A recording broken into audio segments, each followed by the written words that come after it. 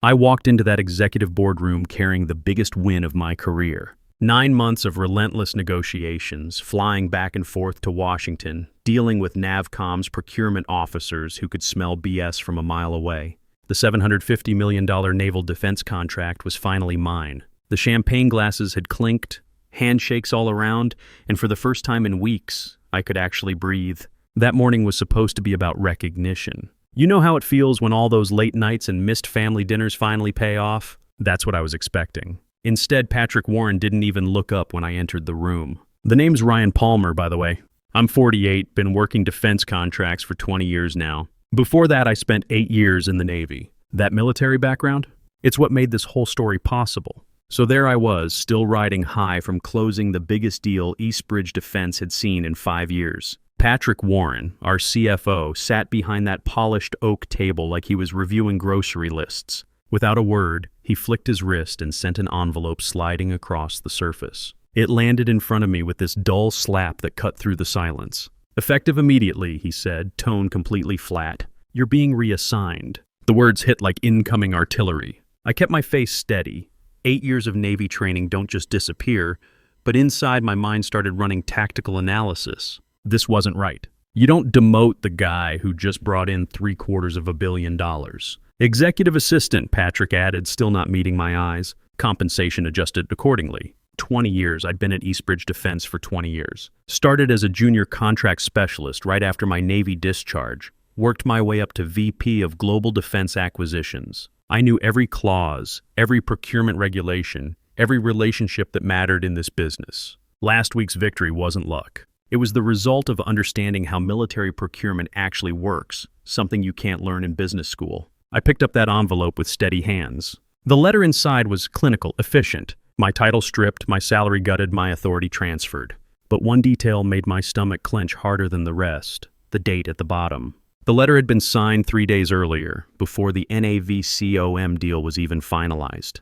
This wasn't a reaction. This was planned. In the military, we call this a flanking maneuver. While I was focused on the mission objective, they'd repositioned to eliminate me from behind. Classic tactical error on my part. I'd assumed my allies would maintain their positions. The drive home that evening felt longer than usual. I kept thinking about Lisa, my wife, fighting her 3rd round of chemo.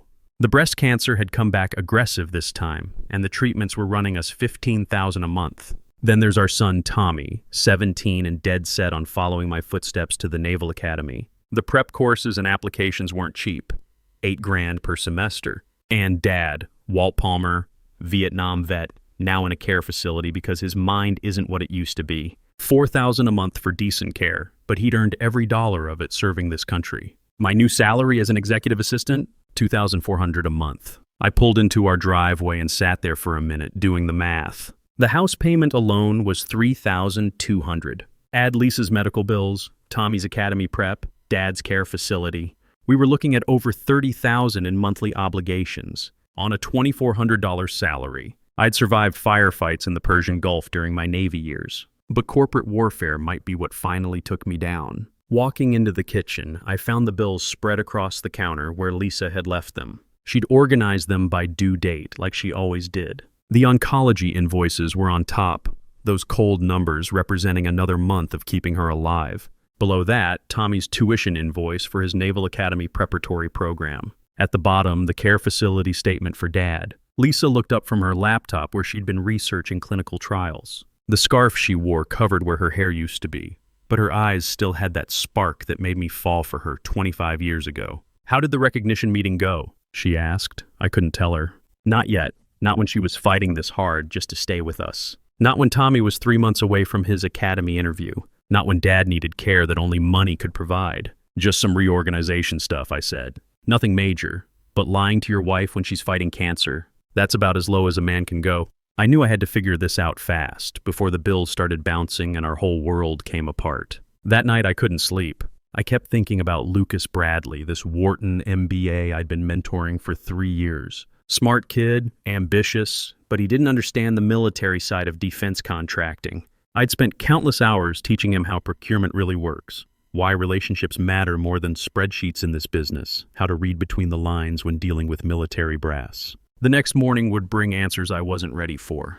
But lying there in the dark, listening to Lisa's steady breathing beside me, I started wondering if maybe I'd taught Lucas a little too well. You know what they say about no good deed going unpunished? I was about to find out exactly what that meant. The next morning, walking through the executive floor felt like entering enemy territory. First thing I noticed was the empty space on my office door where my nameplate used to be. Just this clean rectangle of adhesive residue where Ryan Palmer, VP Global Defense Acquisitions, had been for the past 5 years. Inside my old office, they'd already cleared out my personal files. My access badge wouldn't open the storage cabinets I'd organized over the years. Even my company email was dead. When I tried logging in, the system just said account not recognized. Like 20 years of work had been erased with a keystroke. I was moving my stuff into a cubicle on the second floor when I heard voices coming from the main conference room. Through the glass wall, I could see a presentation in progress. The slide deck looked familiar, real familiar. It was my work, the strategy I developed for the NAVCOM contract, but something was off. Where it used to say lead negotiator Ryan Palmer, it now read Director of Strategic Defense Partnerships, Lucas Bradley. My photo had been cropped out completely, replaced by Lucas's headshot. The kid was up there presenting my strategy like he'd developed it himself. Lucas Bradley. I'd taken him under my wing 3 years ago when he showed up fresh from Wharton with his MBA and zero understanding of how military procurement actually works. Smart enough kid, but book learning only gets you so far in defense contracts. I'd spent countless hours teaching him the ins and outs, why certain clauses matter, how to read military brass, what procurement officers really want to hear. I remember when he shadowed me during the initial NavCom meetings, scribbling notes like his life depended on it. I'd explained how one misplaced comma in a military contract could cost millions, how relationships with procurement officers take years to build, why the military trusts people who've actually served. Watching him present my work to the board, I felt something twist in my gut. This wasn't just corporate politics. This was personal. As the meeting ended, Lucas caught my eye through the glass. He walked over with this smile that didn't reach his eyes. "I'll do my best," he said, pausing just long enough for the words to sink in, "to carry forward your foundation work, Ryan." Foundation work. 20 years of expertise reduced to foundation work. "You taught me well," he added, then walked away with that confident stride of someone who thinks they've earned something they didn't. That afternoon, I was cleaning out my desk when a folder slipped from the stack. A memo was wedged inside, printed faintly like it was never meant to be seen. At first glance, it looked like routine correspondence, but one line stopped me cold. Strategic objective, remove RP. The letters were clear, deliberate, and dated 4 months earlier. 4 months. This wasn't some sudden decision after a bad quarter or a personality conflict. They'd been planning to get rid of me since before I even started negotiations on the NAVCOM deal. I'd been set up from the beginning. In the Navy, we learned to analyze intelligence failures. This was a classic case. I'd been so focused on external threats, on beating the competition for that contract, that I'd missed the inside job.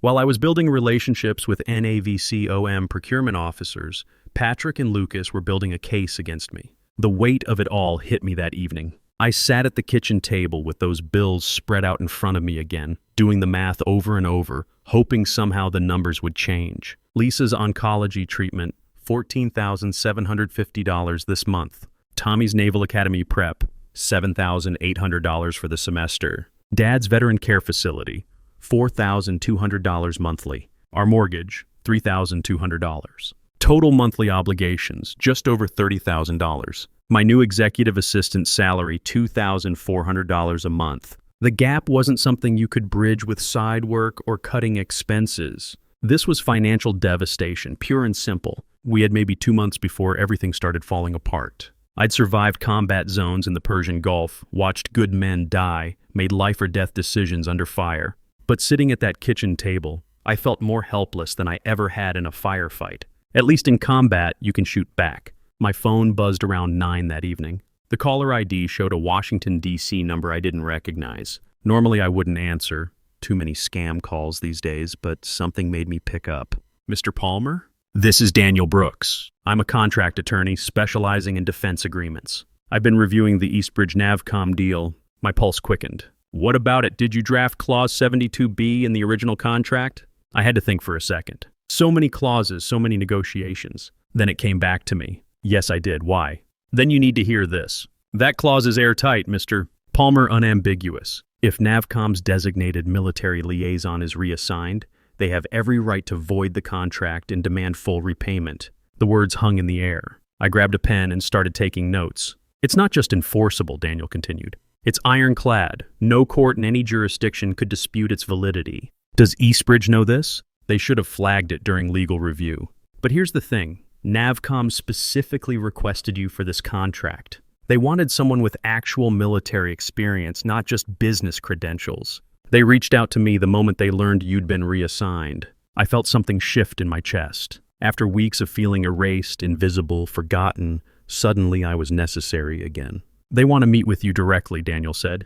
They're questioning Eastbridge's integrity. Without your oversight, they're already having second thoughts about the whole arrangement. When the call ended, I sat there staring at my notes. For the first time since Patrick Warren slid that envelope across the table, I didn't feel powerless. That clause wasn't just legal protection, it was leverage. And leverage, I was starting to realize, was power. That night, I dug out my old leather portfolio from my Navy days. I'd carried that thing through every deployment, every contract negotiation for the past 20 years. The Warren cover was scarred with travel, pages stuffed with boarding passes and hotel receipts. I was looking for something specific, my notes from the Geneva negotiations 6 months back. There it was, in my own handwriting, Clause 72B. Any reassignment of the designated military liaison shall grant the client full right to void the contract and demand restitution of $7.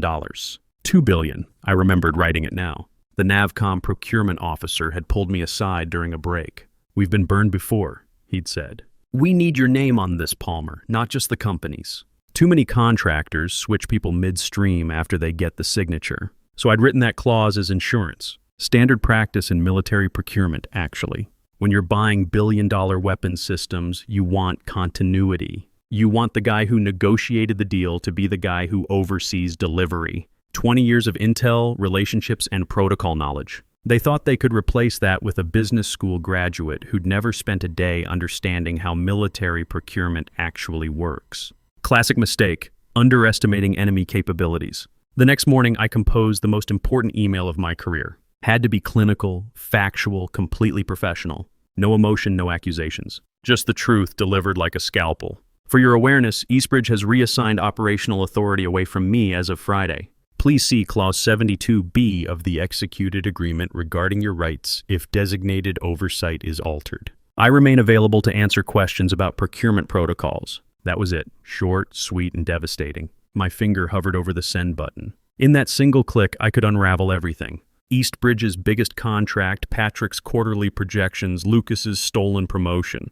The weight of $7, $2 billion pressed on my shoulders. I thought about Patrick's dismissive eyes when he slid that envelope across the table. I thought about Lucas presenting my strategy like it was his own work. Their arrogance had convinced them I was powerless. What they didn't realize was that power sometimes hides in silence, waiting for the exact moment to speak. I clicked send. The response was faster than I'd expected. 12 minutes later, my phone started buzzing with notifications. NAVCOM's procurement system had flagged the contract for immediate review. All transactions frozen pending investigation. Within the hour, I could hear the chaos building upstairs, voices rising from the executive floor, rapid footsteps in the hallways. Someone was asking why procurement was showing red flags. Another voice wanted to know who had suspended the NAVCOM orders. I stayed at my cubicle, acting like nothing had happened. Just another executive assistant doing paperwork. By lunch, the storm had reached full intensity.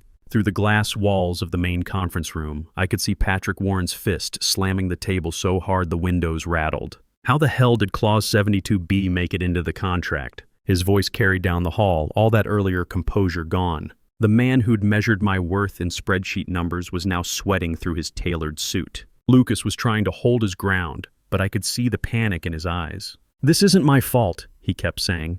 Palmer wrote that clause. Why should I be punished for his mistake? His mistake. 20 years of experience building safeguards into contracts was a mistake. Then came the notification that changed everything. Phones buzzed in unison as NAVCOM's legal department delivered their ultimatum. Patrick read it aloud, his voice stripped of all authority. Effective immediately. Eastbridge must restore Ryan Palmer to his designated role as military liaison or NAVCOM will exercise its right to void the contract and demand repayment of $7. $2 billion. The room went dead quiet. You could hear the air conditioning humming, papers rustling, but nobody spoke. A board member actually gasped. Another dropped his pen. Lucas's expression crumbled. All that earlier bravado dissolved into pure panic. The same look I'd seen on young soldiers' faces during their first firefight. Patrick rubbed his temples, the fight going out of him. For years, he'd been the man in control, the one who decided careers with a signature. Now the numbers were strangling him. That's when my phone rang.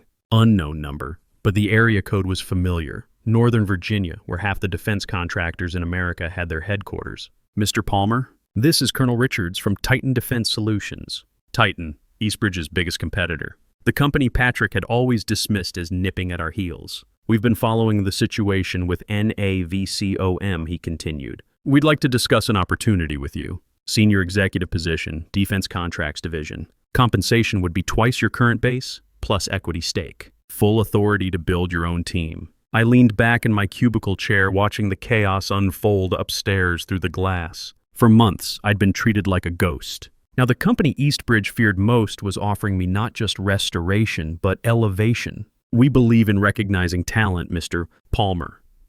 And we believe military experience matters in this business. Military experience matters. When was the last time anyone at Eastbridge had said that? I'd be interested in hearing more, I said. But even as I scheduled the meeting, another email was coming in. This one made my pulse quicken. The sender was NAVCOM itself. Mr. Palmer, we have made our position clear to Eastbridge leadership. However, let us also be clear with you. We will not sign or move forward with this agreement under any circumstances unless your name is attached as the designated liaison. This is non-negotiable. I read it twice, then a third time. To NAVCOM, I wasn't just an employee caught in corporate politics. I wasn't replaceable. I was the contract itself. For the first time since this whole thing started, I had a choice. A real one.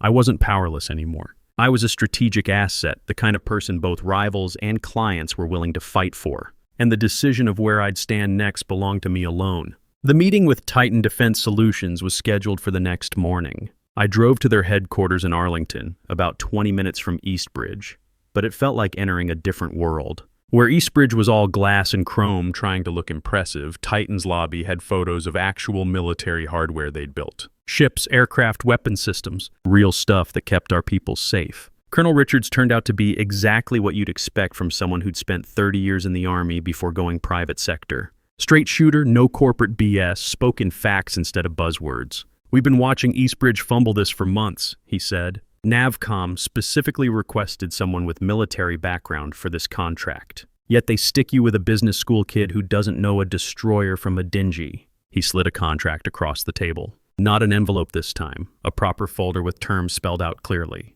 Chief Defense Contracts Officer, he said. Base salary $240,000 plus equity stake worth about $500,000 current valuation. Signing bonus of $100,000. And here's the important part. You build your own team. Hire who you want, fire who you want. Your show to run. I scanned the numbers. 10 times my current executive assistant salary. Premium health insurance that would cover Lisa's treatments without question. More than enough to keep Tommy's Naval Academy prep on track and upgrade Dad to the best care facility in the area. But it wasn't just about the money. For the first time in months, someone was talking to me like I mattered. Like 20 years of experience actually counted for something. There's one condition, Colonel Richards added. NAVCOM has made it clear they'll only work with you. The contract moves with you, or it doesn't move at all. That same afternoon, I signed with Titan. The paperwork took 2 hours, but walking out of there, I felt lighter than I had in months. The same $750 million naval contract, but now my name was permanently attached to it. The headlines started hitting the news wires within hours. Titan Defense secures historic $750 million naval contract. Eastbridge faces $2 billion repayment after losing key executive. Every major business outlet ran the story. Bloomberg, Reuters, Financial Times, and with each headline my name appeared. Not as a victim, but as the architect of Titan's victory. I watched the fallout unfold in real time. Eastbridge stock plummeted 12% in after-hours trading. Investors were demanding answers. The board called an emergency meeting. Patrick Warren's resignation came through on Friday afternoon. No big announcement, no farewell tour, just a terse company memo about pursuing other opportunities. The same man who dismissed me with an envelope was now slinking away under cover of corporate speak. Lucas Bradley's downfall was even faster. By Monday morning, his name had been scrubbed from the company website. His LinkedIn profile went dark. All those presentations where he'd claimed credit for my work, deleted like they never existed. The same digital eraser they'd used on me had consumed him. I didn't celebrate. I didn't gloat. I just got to work. My first day at Titan, I called an all-hands meeting for the Defense Contracts Division. About 30 people showed up. Mix of former military and civilian contractors, most of them with more gray hair than not. People who understood that experience matters in this business. We're building something different here, I told them. A place where 20 years of service actually means something, where your word is your bond, where loyalty goes both ways. I looked around the room, making eye contact with each person. In the military, we had a code, never leave a man behind. That's how we're going to operate here. Nobody gets thrown away because it's convenient for some spreadsheet. The nods around the room told me the message had landed. These weren't kids fresh from business school looking to climb corporate ladders. These were professionals who'd been burned by companies that treated people like disposable assets. Within 2 weeks, I'd hired away 3 of Eastbridge's best people, folks who'd been quietly looking for exits after seeing how they'd treated me. Word gets around in this industry. People talk. And suddenly, everyone knew that Titan was where you went if you wanted to be valued for what you brought to the table. Navcom's procurement team made a point of visiting our offices the following month. The lead officer, Commander Peterson, was the same guy who'd insisted on my involvement from the beginning. This is how it should work, he said, reviewing our project timeline. Military professionals working with people who understand military needs. Not some corporate climber trying to figure out the difference between a frigate and a submarine.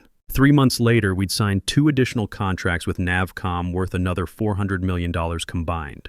Titan's stock price had doubled. My equity stake was suddenly worth over $1 million. But the real satisfaction came from building something that mattered. When Tommy got his acceptance letter to the Naval Academy, I was able to write the check without worrying about the mortgage. When Lisa's latest scan came back clean, we could afford the celebration dinner at the restaurant we'd been talking about for years. Dad's new care facility has a whole wing for veterans. Better food, better activities, staff who understand what guys like him went through overseas. He's sharper now, more engaged. Sometimes we sit on the porch and he tells stories about Vietnam that I'd never heard before. "You did good, son," he said during one of my visits. Sometimes a man has to walk away from something broken to build something that works. Looking back, I realize Patrick Warren and Lucas Bradley did me a favor. They forced me out of a company that had stopped valuing loyalty, experience, and integrity. They pushed me toward people who understood that character matters more than quarterly earnings. The defense industry is full of companies that chase profits and forget about the people actually building the equipment that keeps our military safe. But there are still places, like Titan, where military values mean something, where a handshake is still a commitment, where 20 years of service opens doors instead of making you a target. Last week, I got a LinkedIn message from Lucas. He's working for some consulting firm now, probably making half what he thought he'd be earning. The message was short: "Congrats on the Titan success. Hope we can work together again someday." I deleted it without responding. Some bridges, once burned, should stay that way. These days, I drive to work knowing that what I do matters. The contracts I negotiate keep our sailors safe. The relationships I build help ensure our military gets the equipment they need. And the team I've assembled understands that mission comes first, always. Turns out old Navy habits really did save my civilian career. In the service, we learned that honor isn't just a word. It's how you conduct yourself when nobody's watching. Corporate America could learn something from that philosophy, but that's a lesson for another day.